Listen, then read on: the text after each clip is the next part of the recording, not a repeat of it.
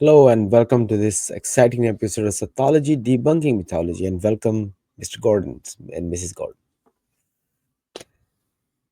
Hi. Today we're about how to make your business active and stand out.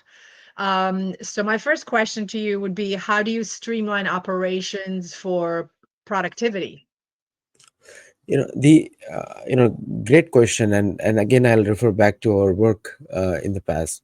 See, the operations is something like which runs the business. Operations run the business. I mean, people can win business, but operations run it. And the number one thing that we need to focus on operations is, in my opinion, having managed large P&L accounts, is to actually set the standard operating procedure SOP for everybody. Mhm. Because if you there is no standard operating procedure, then you will miss out on the operational efficiency or effectiveness. And that's number one. Number two is that the all the people in the operations must be must be bound together through a common training. The purpose, what is the purpose of the business, and how the business should work together. So that training, common training, has to be there. And the third thing is putting people in the right spot. Oftentimes people don't realize these simple things. Understanding what people are capable of and putting them in the place where they can be successful, even for small things. So and the startups and other people, they make a common business in rolling up the sleeves and getting things done.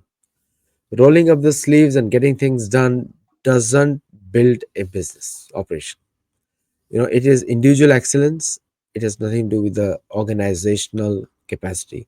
So sometimes you have to let the sleeves roll down, let it be there, and see what people can do. That's what I think, actually. What do you say?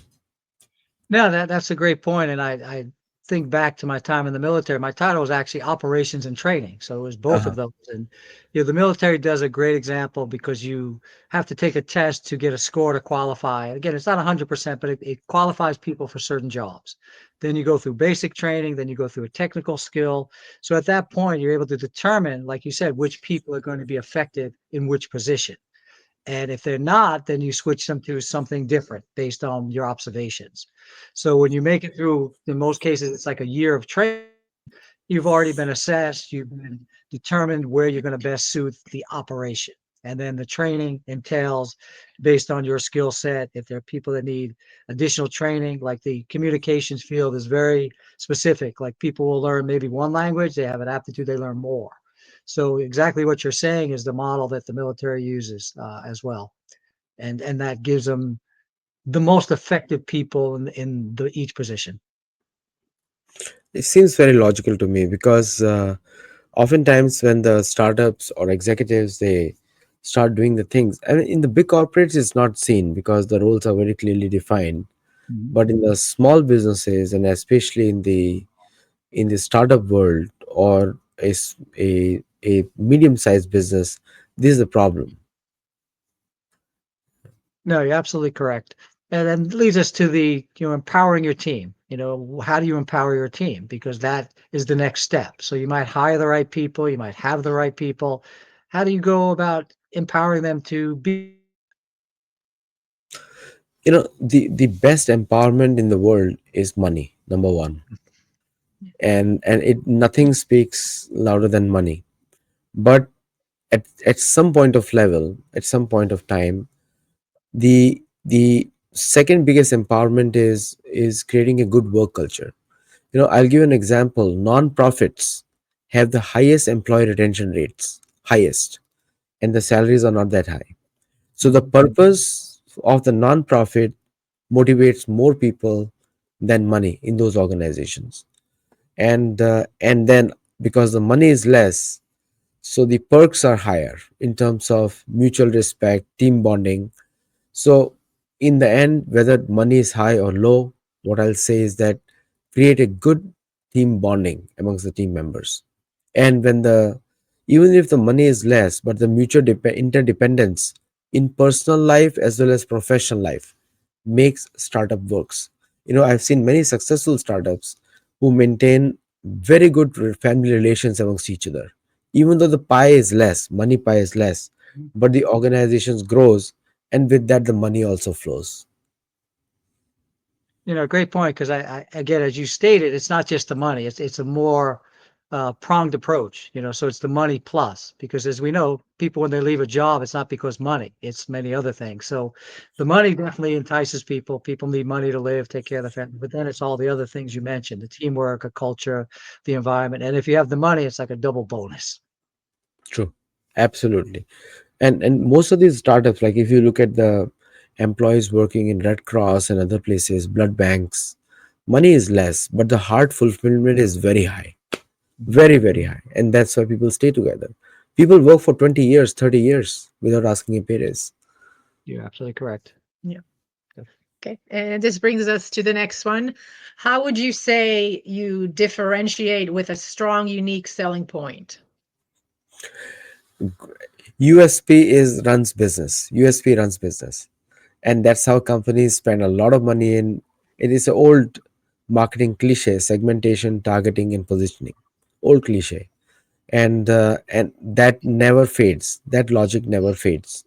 So USP is is the most important part of any sales activity, and the more it is simplified, it's better.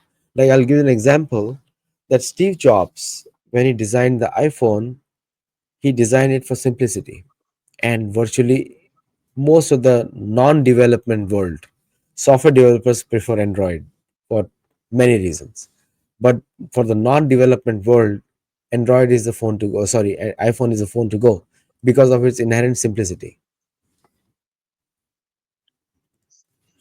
Great point. And again, that's what makes the machine run. And how do you leverage the marketing that pops? Right? Everybody wants that secret formula. Everybody wants to know, how do I get my marketing to be the just do it kind of concept? That's the only thing about marketing, is that there is no formula. That's the only thing about marketing, is there is no formula, Correct. because No one's whatever figured it clicks, out yet. yeah, yeah, whatever clicks is the marketing strategy. Mhm. And I mean, people say colors and all those things, and you can make very great flyers, fancy colors, everything else. I think the best marketing is a word of mouth marketing. That's the best marketing. And when people see your product, feel your product, and see how they can interact with your product, that system sells, that product sells. In fact, most of the old companies, if you look at the old world, I'm people are don't think that I'm very old, and all of Richard and Galit is very old, but I'm saying that the if we have seen the initial stages of marketing development, and the initial stages of marketing development was free sample of the products. I'm talking about something which is like a fast moving consumer goods, free sampling. Mhm. Now, then next came the aisle positioning in departmental stores. Which aisle gets sold more, and it is used extensively. Which bucket the product is stored.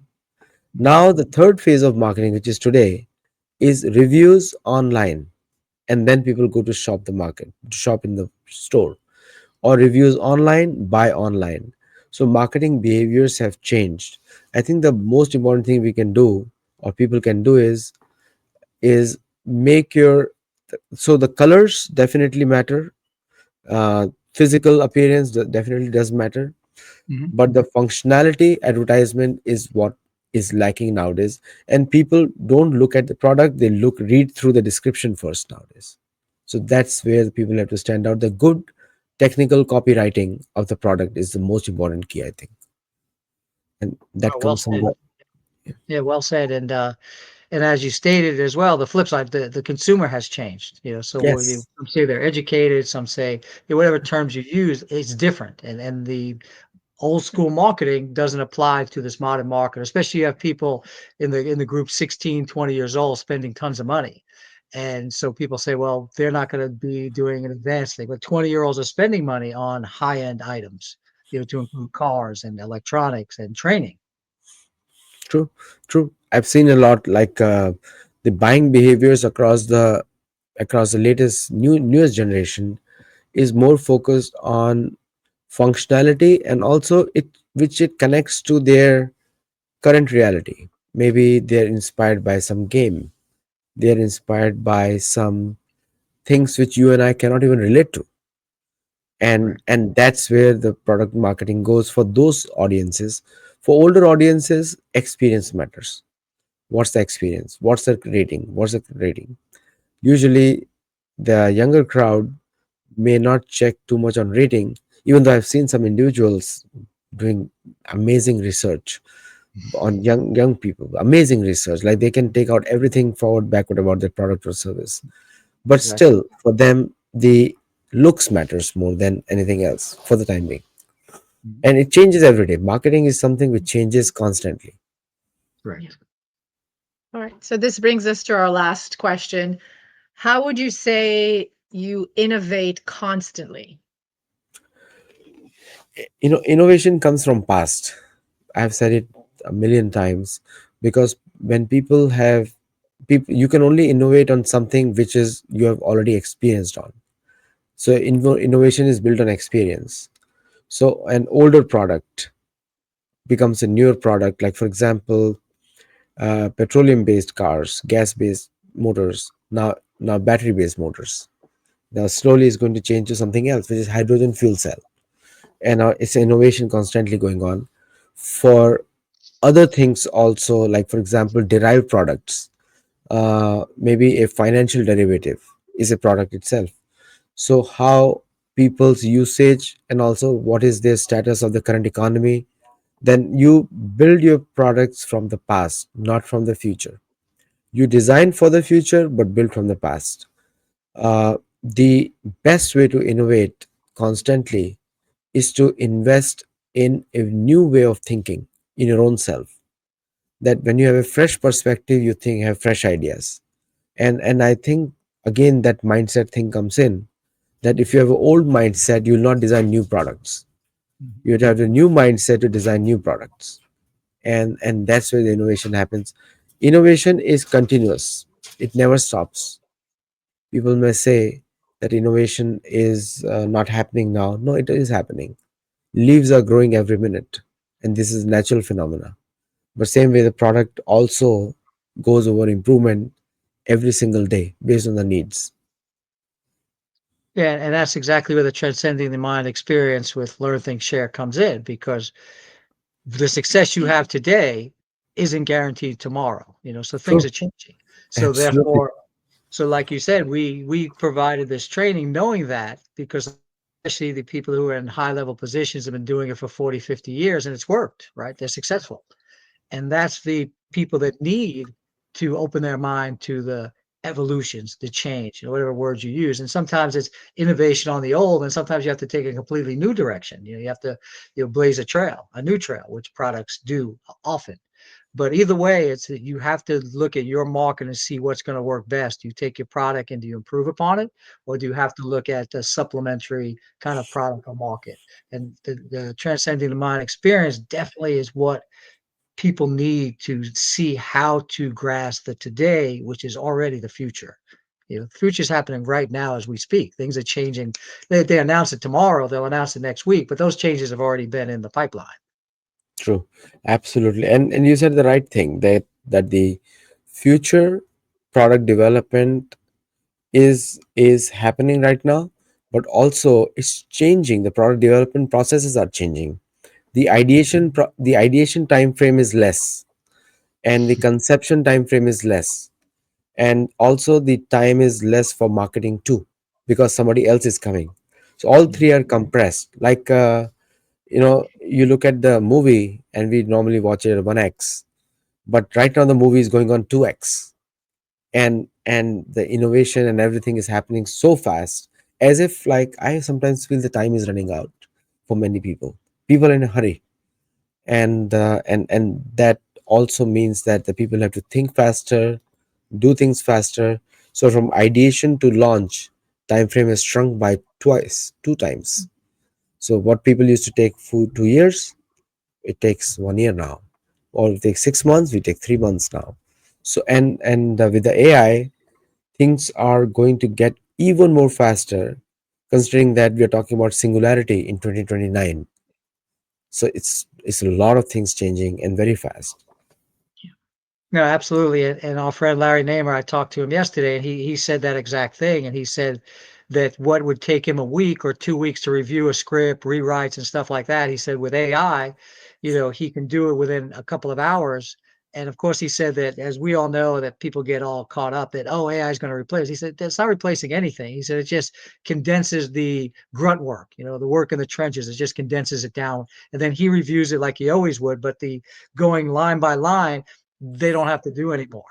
No, for us also, we launched the entire TME program in just 2 months. Mhm.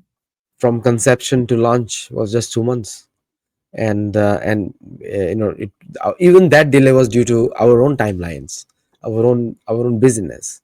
Yeah, perfect example. Because look at our videos. If we were doing old school videos, we would have had to take each time to go to the studio, and we'd, X amount of studio time. We'd probably do one or two a day, and then we'd have to keep going back to do full studio time with actors and people and sound and lights. And yeah, perfect example. So we are definitely utilizing that modern technology to move forward, but going back and using old school technology and knowledge to help people move into the future. Yes. The whole thing about the platform choice, we all were thinking about it, how we compress that using indigenous tools. You can see that. And we launched the entire program on Google Classroom, which is phenomenal. I mean, Right. for instructor, it is the best platform. No, absolutely. And that's what we've set the program up to help people be successful in their own lives. Again, we're looking at paving the way for other people to be successful because a lot of people are not, again, we said they're not adapt at the new technology. They're afraid of it. They're weary.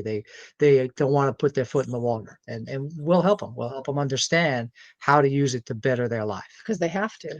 Exactly. Yeah. It's either It sink is or swim. not an option. Exactly. So that prompts people to action. Thank you. All right, viewers. So do let us know your feedback and do join us. There's a link is right there, learnthinkshare.com. Thank you.